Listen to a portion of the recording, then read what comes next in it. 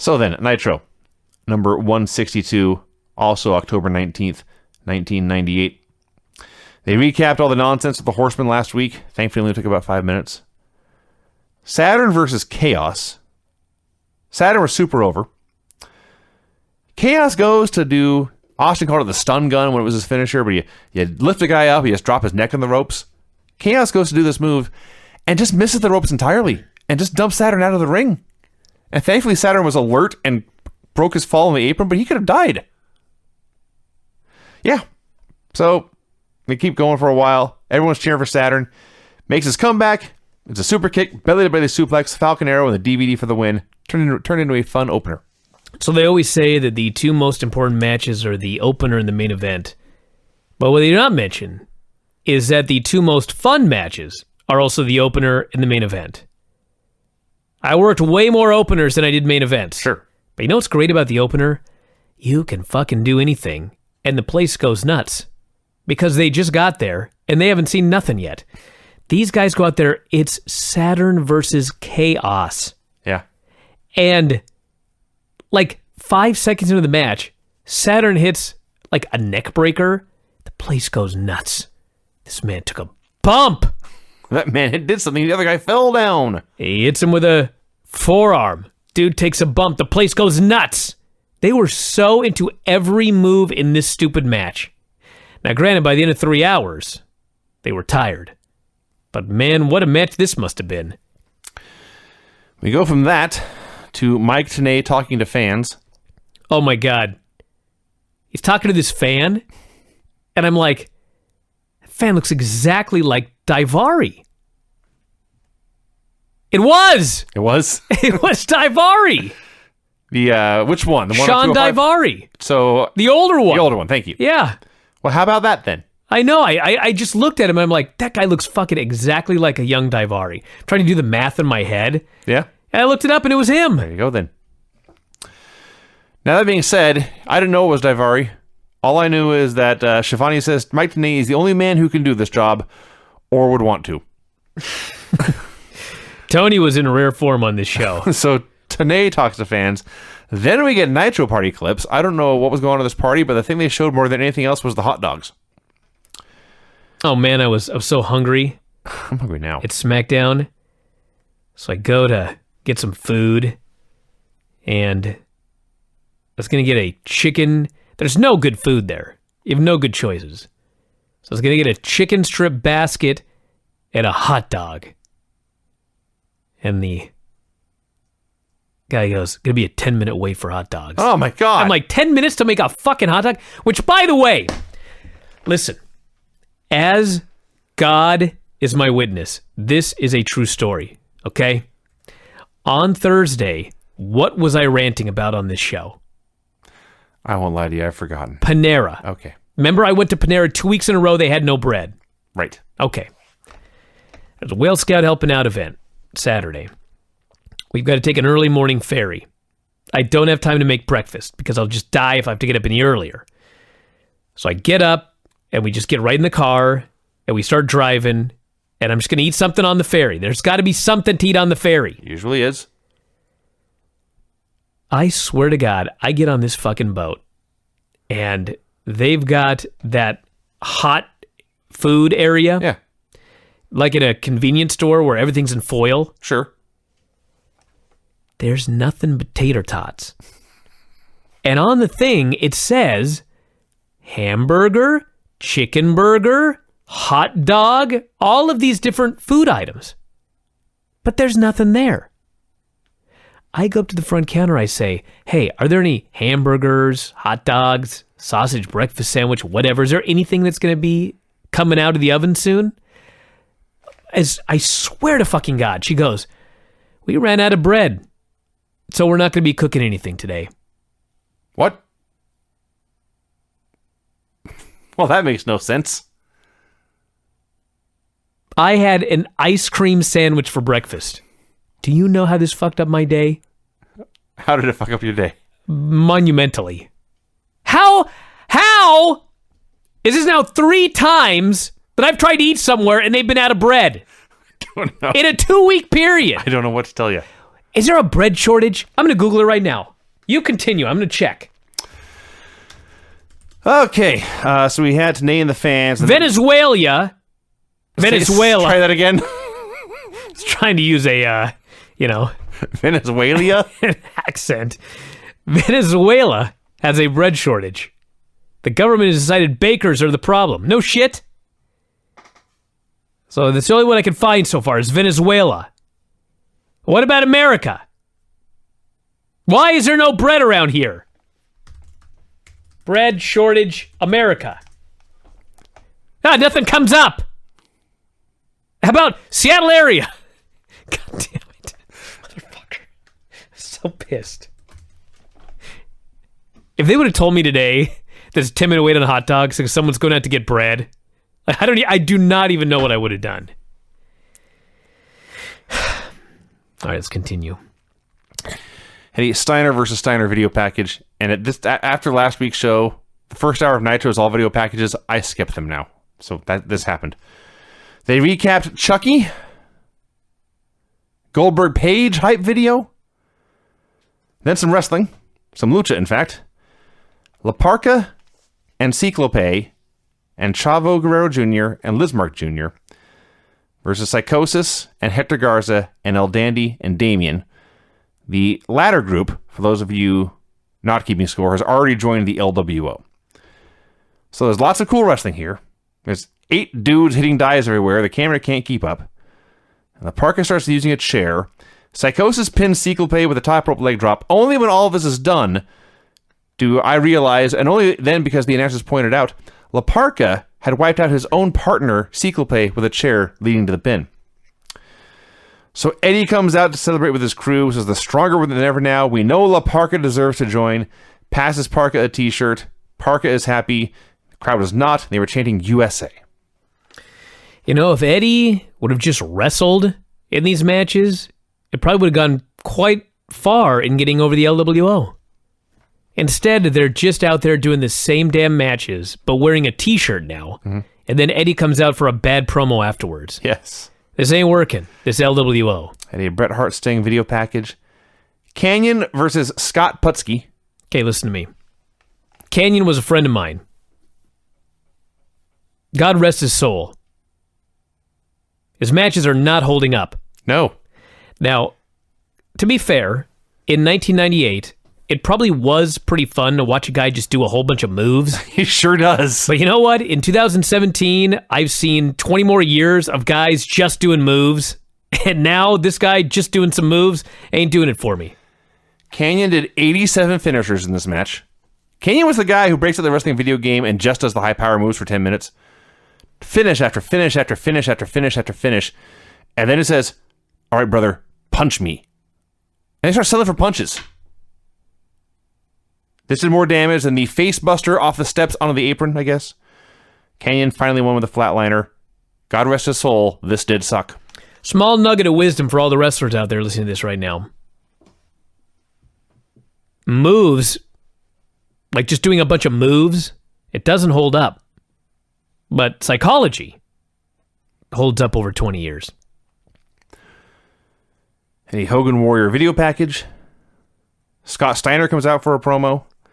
Man, this guy's promos have improved dramatically. That is true. In the last 3 months. That is true. Like night and day. Do you remember when he first was Hollywood Scott Steiner with Hogan? Superstar Scott Steiner. It wasn't that long ago. Yeah. He was so nervous. Shy. And he was shy. And Scott Steiner, shy. Yeah.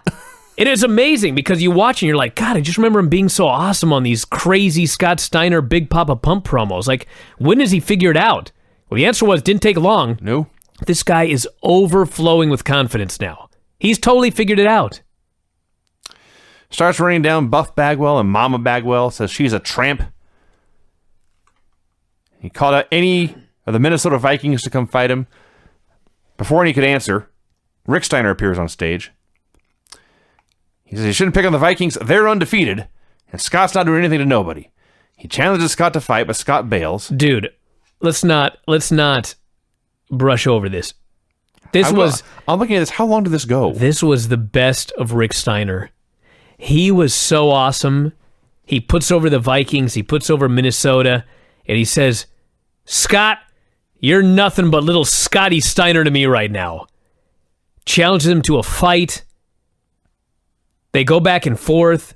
That's right. Steiner teases getting in the ring. He finally gets in with his brother.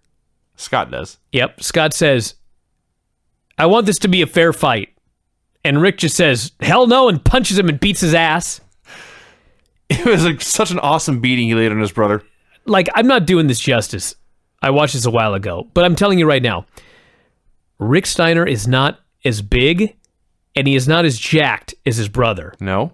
But he was so good here that when it was over, you thought, you know what? If there's one guy that could beat Scott Steiner's ass, it's his big brother Rick. He's a big, scary guy.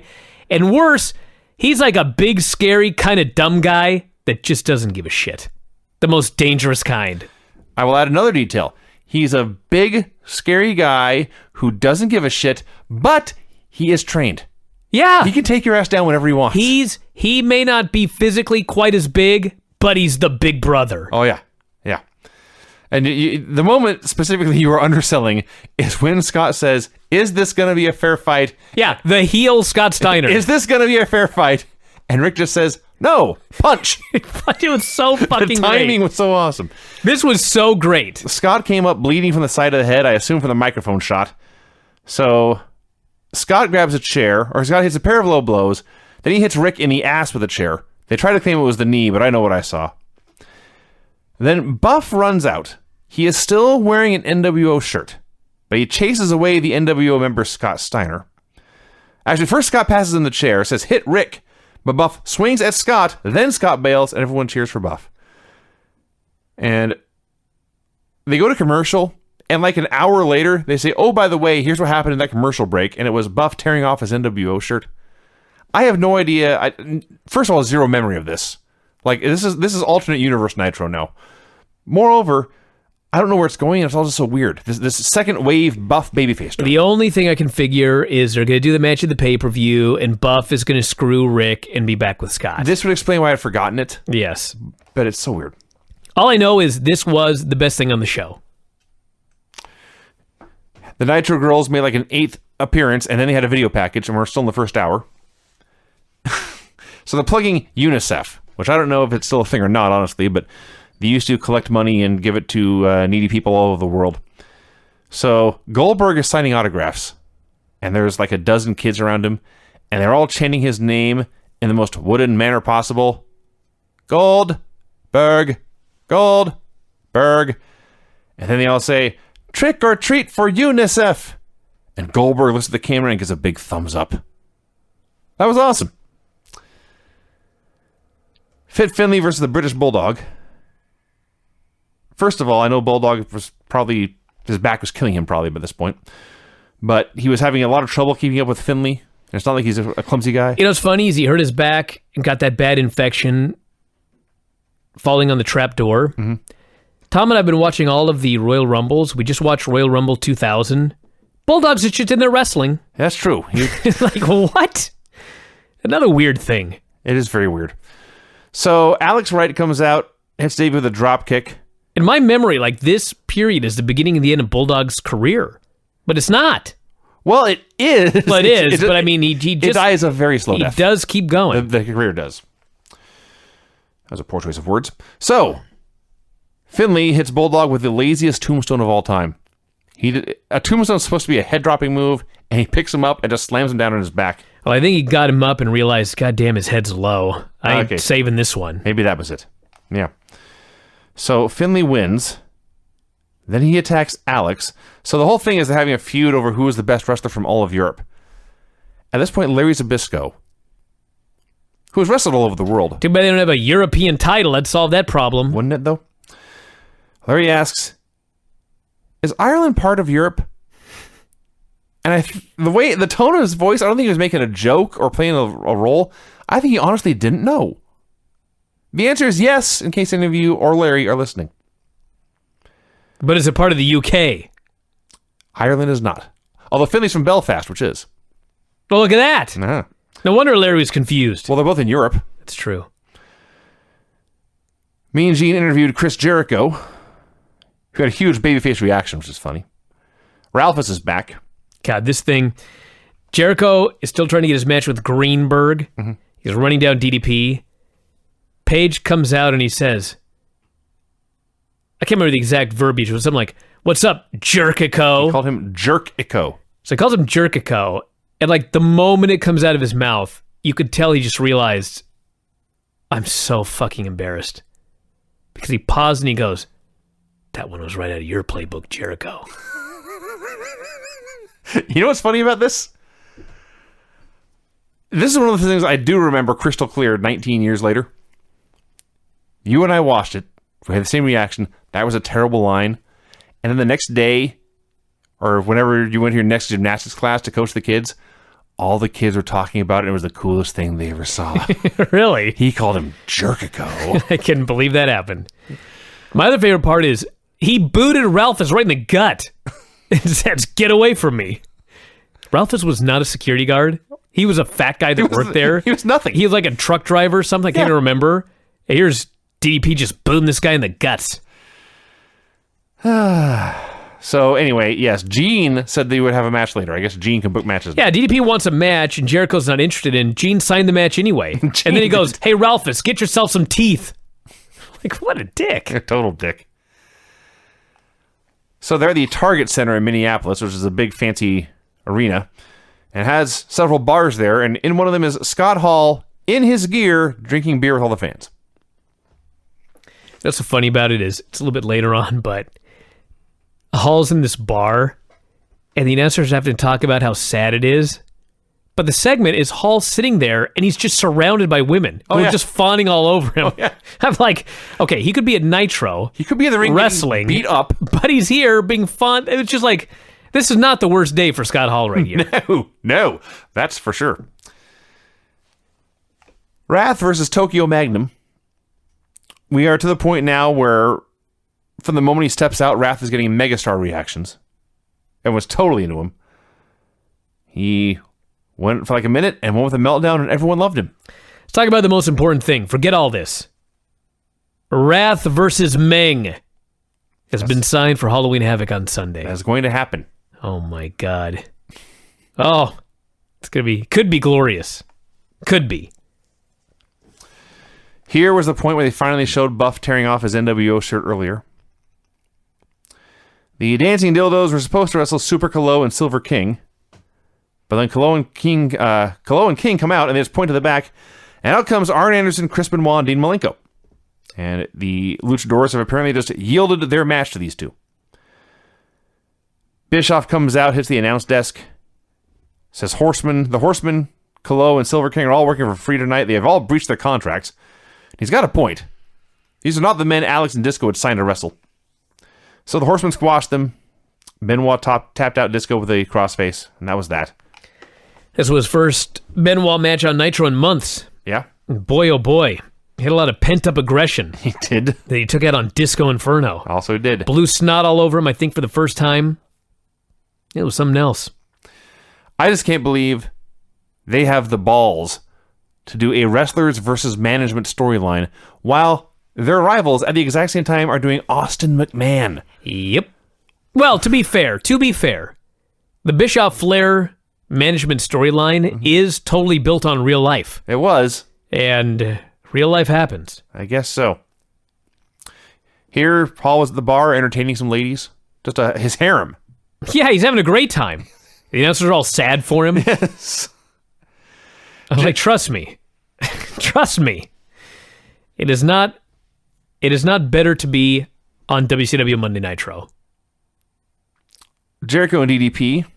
A fun little TV match. Listen. This was a good match, but they did the same fucking thing again. Oh, yeah. DDP is about to get a title shot versus Goldberg, and they couldn't even have him just beat Chris Jericho here. Goldberg gets the ring, spears Jericho for a DQ, goes to jackhammer him, DDP cuts him off. It's a diamond cutter, Geeks run in and break it up. Like, I like DDP, but everybody is a weak challenger going up against Goldberg. Everybody. There's nobody who you can put against Goldberg right now who is not a weak challenger. They need to go in there and win a bunch of matches for you to believe they have any chance of beating Goldberg. Week after week, DDP goes in there and goes to DQs and shit with guys. And he can't beat Canyon. He can't beat Jericho. At least with Jericho, they're also playing up that maybe Jericho is going to face Goldberg. But still, he's not facing him. So either don't put this match together, or DDP should win. Period. Well, what happened instead? Page makes his comeback. He signals for the Diamond Cutter, but before he can hit it, Goldberg hits the ring and spears Jericho for the DQ. Then Goldberg goes to jackhammer Jericho. Page breaks it up, hits Jericho with a cutter, and then Goldberg and Page had a shoving match. Officials came out to separate them, and then it was to the break. Yeah, there was a lot wrong with this. Scott Hall still having a party. Rey Mysterio Jr. versus Kidman.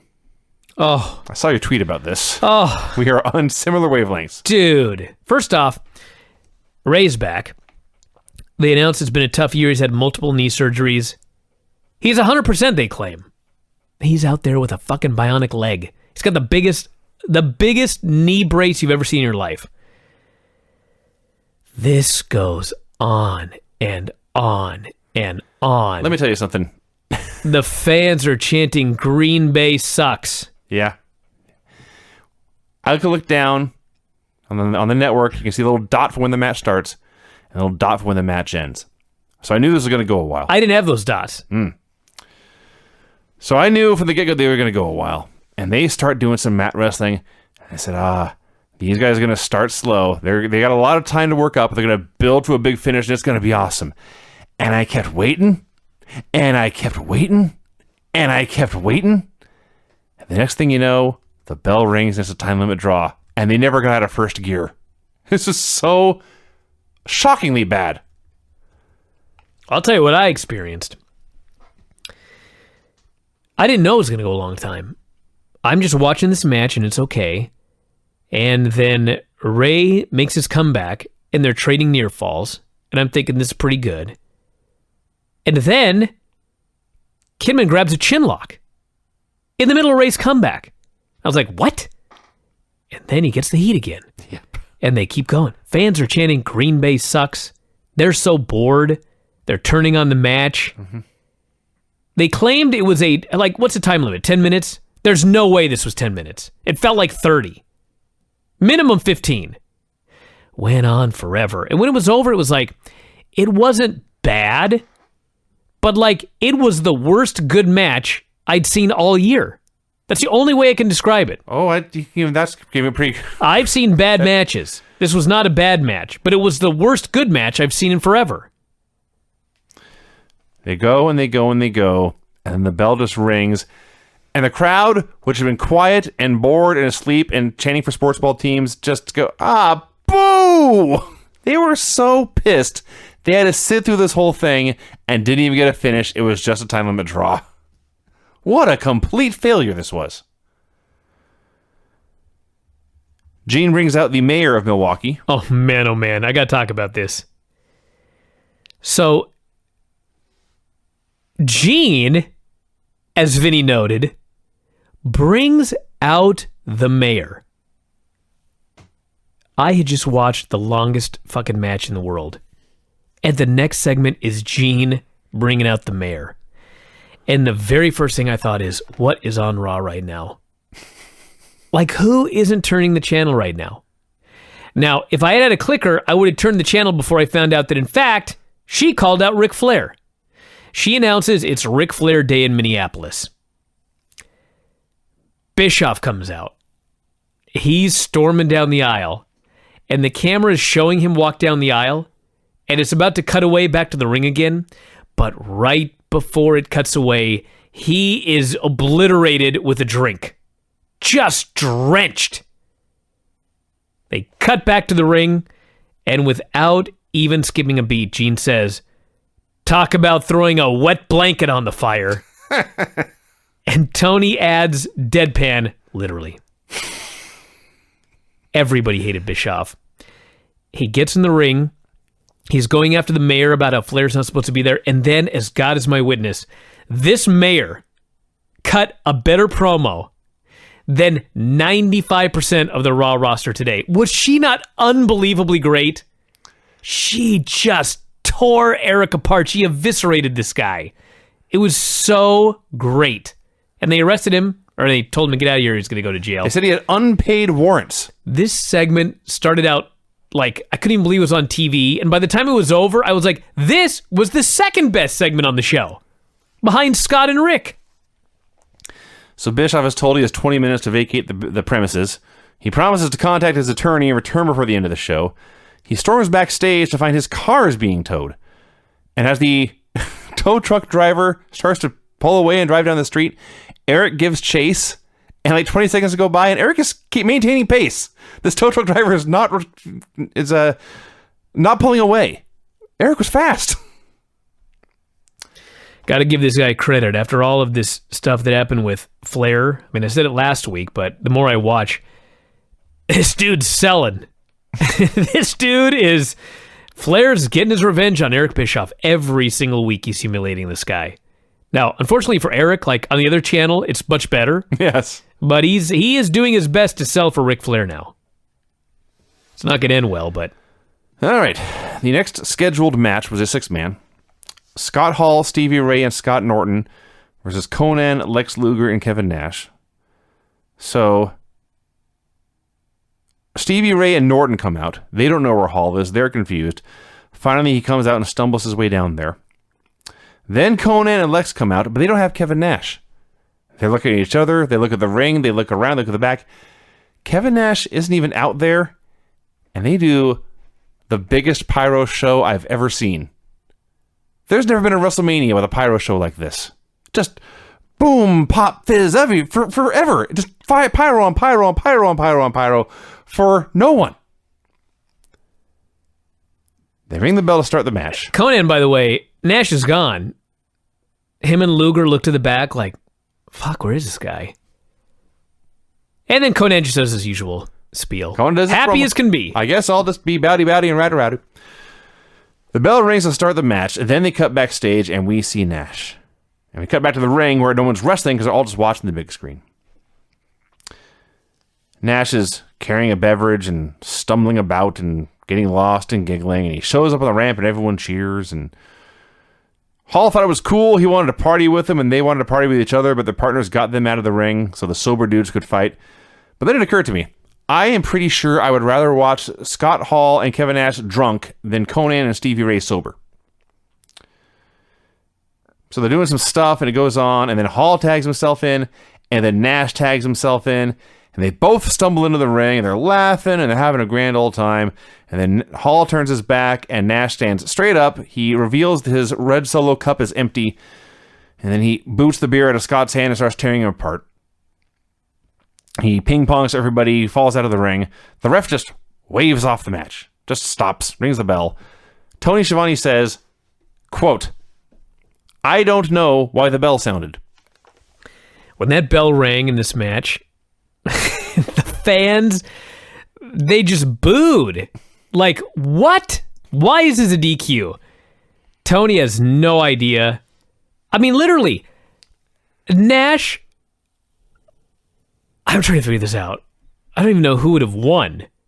So was Nash DQ'd for lying about being drunk? No one was DQ'd. There was no finish. They just rang a bell. Huh. I guess it was inexplicable. The only thing I could figure is that the ref decided or said, this drunk guy here is not going to get up and get back in the ring by a count of 10. I'm going to save everyone 10 seconds and just ring the bell right now. Well, I mean, it's also possible that when he was getting ping-ponged around, the referee was like, this is 3 men beating on 1. I must call for the bell.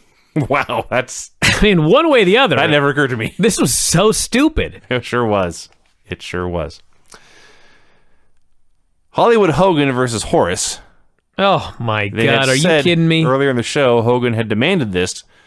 And they gave away the finish in the booking, but they said Hogan had demanded this to show what he would do to a family member just to show how mean he would be to a warrior. So Hogan begins by interviewing Horus. What's your name? Horus. No. Shoot with this thing. What's your name? Horace Hogan. That was a shoot. So Hogan explains his late brother had been Horace's father. Not sure why he had to mention that like 6 times during this. Hogan says, we have the same blood running through our veins. Calls at the NWO. I want all of you to see what Horus means to me.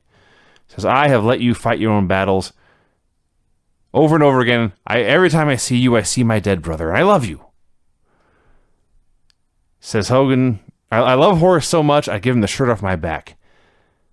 And now I'm going to show you all the sacrifice. And he punches Horus out and starts whipping him with his belt. The other NWO dudes try to reason with him. But he just says, if I do this to someone I love, imagine what I'll do to Warrior. And he grabs a chair and he plasters his nephew right in the head. My God. They start to stretch Horus out. Hogan tips the thing over. And then Warrior comes out with a baseball bat. Hogan flees. Warrior beats up everybody else and looks like shit doing it. Hogan challenges Warrior to put the bat down, but it's a distraction, so Giant can grab Warrior and chokeslam him. And they tagged him with the NWO sign, and they dropped a bunch of legs on him, and finally this ended. I tapped out. Had to go to SmackDown. I saw Hogan and Horus in there. I was like, I'm done. I'm just going to leave. 205 Live was better than Hogan and Horus. Yeah. There's more. What else did I miss? Bret Hart comes out to challenge Sting. He says, Hogan's inspired me. I know the fans don't respect me. Well, I got one fan. Smokey, my cat. Is that his fucking cat? Is that where Tyson Kidd got it? Is this the main event? The main event segment. Hold on a second. The main event is Bret Hart talking about his cat? Yeah. So, says the best way to earn respect was to kick the crap out of Sting. Why wait till Sunday? Sting is the stupidest there is, stupidest there was, as stupidest there ever will be. Did he say that? Yeah. We need to do this one of these weeks. I won't watch the show. I'll just hear what happened. And it'll be 30 It'll be minutes like a game. Like, you could pick 3 lies. I see. Yeah. But only 3. Because there's so many that could be lies. Right. It'll make it even more difficult. And you have to guess which one is actually not a lie. Yeah. Already, I think you've lied twice. No, this all happened. But it's one segment. So Sting comes out, still growing out a beard, still covering it in face paint, and the match begins. Sting beats Bret up for a while. Dude, there's a match? There's a match going on. Because there was only like 7 minutes left on my thing. Uh-huh. Okay. There's a match. It's Bret Hart and Sting. And all I can think watching this is, how can this not be a bigger deal than it is? Well, based on what you just told me, it's because Bret started with a promo about his cat and called him the stupidest there is, the stupidest there was, and the stupidest there ever will be. Think about 12 months ago. Bret Hart was the world champion in the World Wrestling Federation. Yeah. Sting was WCW's savior. They were the 2 biggest guys in the 2 biggest companies in the world. 12 months later, they're just men. They're just out there doing stuff. Here's the finish, Brian. Here's the finish you missed. Sting hooks, as I wrote here, the sharpshooter. Bret gets the ropes, and Sting doesn't care. Sting says to the ref, you might as well go get help because I'm not going to let go. Really? That's a quote. Huh. And so Sting is disqualified for refusing to break the hold. That sounds goddamn horrible. Stevie Ray and Vincent come out.